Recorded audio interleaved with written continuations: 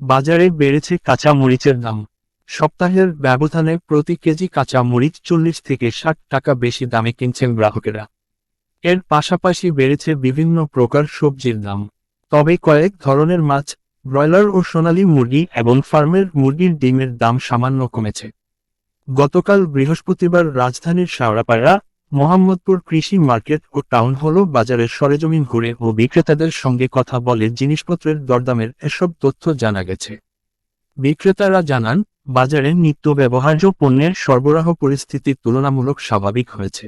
এর আগে বৈষম্যবিরোধী আন্দোলন ও সরকার পরিবর্তনের পর সৃষ্ট সহিংস পরিস্থিতিতে 1 মাস ধরে জিনিসপত্রের দামে বেশ ওঠানামা ছিল। এখন অধিকাংশ পণ্যের ক্ষেত্রে দাম অনেকটা স্থিতিশীল পর্যায়ে এসেছে। বাজারে দীর্ঘ সময় ধরে উচ্চ দামে বিক্রি হচ্ছে পেঁয়াজ ও আলু। প্রতি কেজি দেশি পেঁয়াজ এখন 110 থেকে 120 টাকা ও আলু 60 থেকে 65 টাকায় বিক্রি হচ্ছে।